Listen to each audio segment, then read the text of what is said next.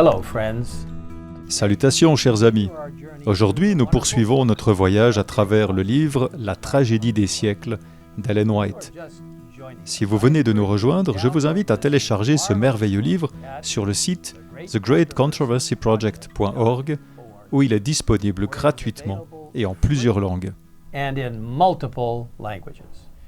Today, Aujourd'hui, nous allons examiner la première partie de la vie d'Ulrich Zwingli, comme le souligne le chapitre 9, intitulé « Le réformateur suisse ». Quelques semaines après la naissance de Martin Luther, dans une cabane de mineurs en Allemagne, Ulrich Zwingli est né dans un chalet de berger dans les magnifiques Alpes suisses. Zwingli a grandi au milieu des paysages à couper le souffle, des hautes montagnes et de la beauté stupéfiante des prairies alpines. Et son jeune esprit a été impressionné par le sens de la grandeur, de la puissance et de la majesté de Dieu. En plus de ces magnifiques scènes, le jeune garçon avait la chance d'avoir une grand-mère dévouée qui partageait avec lui des histoires bibliques inspirantes qu'elle avait soigneusement apprises au fil des années. Ces histoires ont profondément marqué Ulrich. Il est apparu très tôt que Zwingli avait un esprit vif et à l'âge de 13 ans, il a été envoyé étudier dans la ville de Berne où se trouvait l'école la plus prestigieuse de Suisse.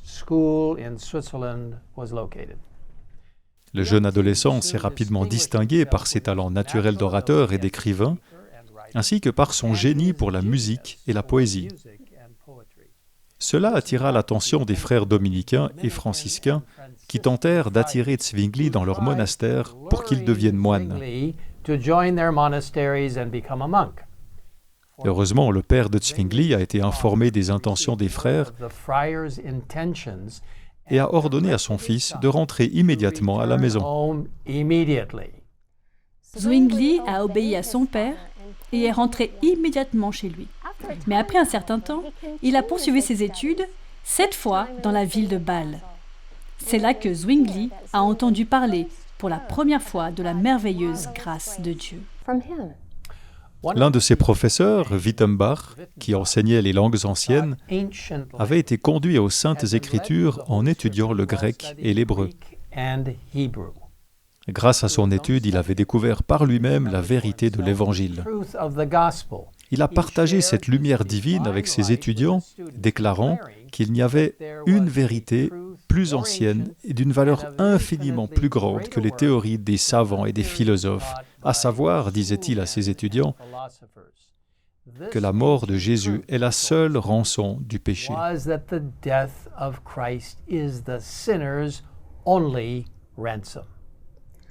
Le cœur du jeune érudit a été enthousiasmé par cette bonne nouvelle, et il a porté ses pensées avec lui tout au long de ses études.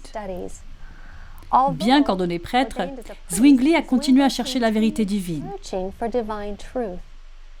Dans la tragédie des siècles, nous lisons que, acceptant la Bible comme la parole de Dieu, règle infaillible et suffisante de la foi et de la vie, il comprenait qu'elle devait être son propre interprète.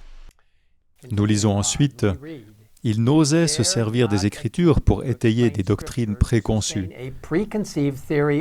Il estimait qu'il était de son devoir d'en connaître les enseignements positifs et évidents.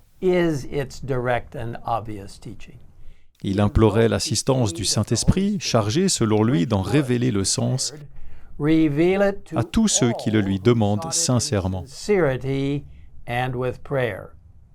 Vous voyez, mes amis, Zwingli était confronté à un dilemme auquel beaucoup sont encore confrontés aujourd'hui. Croire les sophismes offerts par le monde ou au contraire s'appuyer sur la seule parole de Dieu. À l'époque de Luther et de Zwingli, on pensait généralement que seuls les plus instruits et l'Église romaine elle-même étaient en mesure d'interpréter la Bible pour les gens ordinaires. Et aujourd'hui, certains affirment que seuls les gens très instruits peuvent vraiment comprendre et interpréter la Bible, et que seuls les simples d'esprit acceptent la Bible telle qu'elle se lit.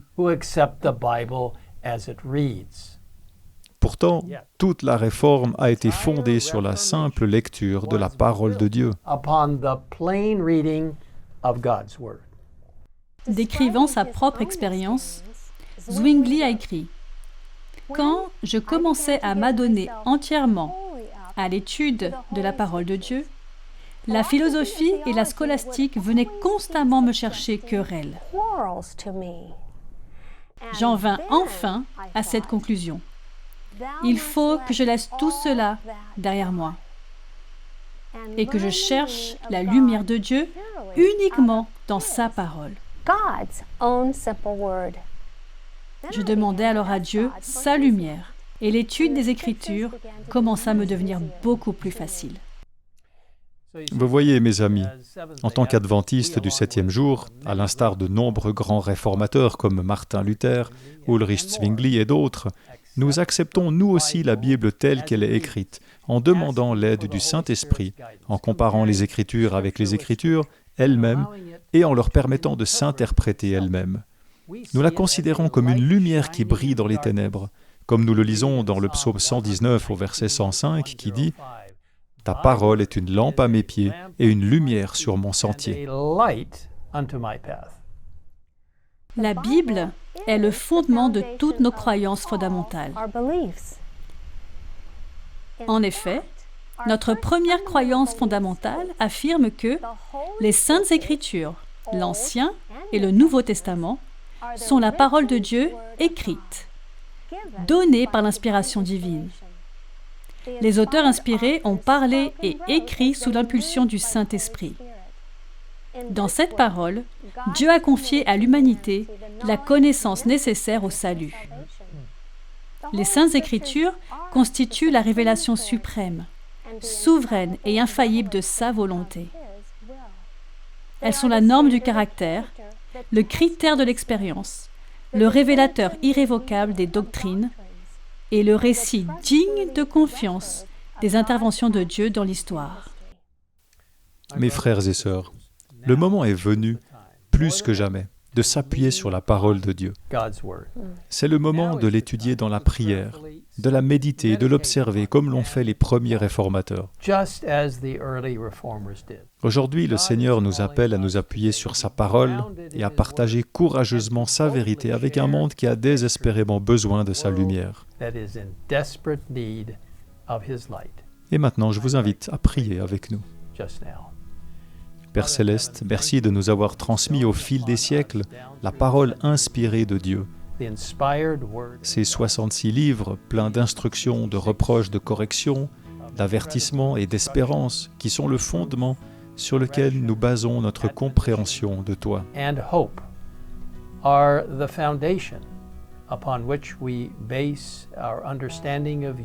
Nous te remercions pour le Saint-Esprit qui nous aide à comprendre la Bible.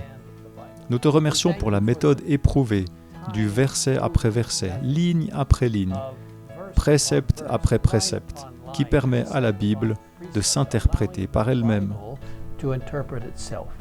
Nous te remercions de pouvoir lire la Bible et de l'accepter telle qu'elle est.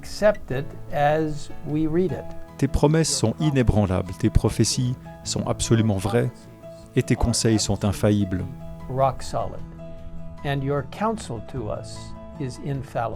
Merci Seigneur pour la parole de Dieu.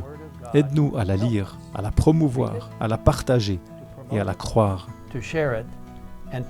Nous te le demandons au nom de Jésus. Amen. Amen.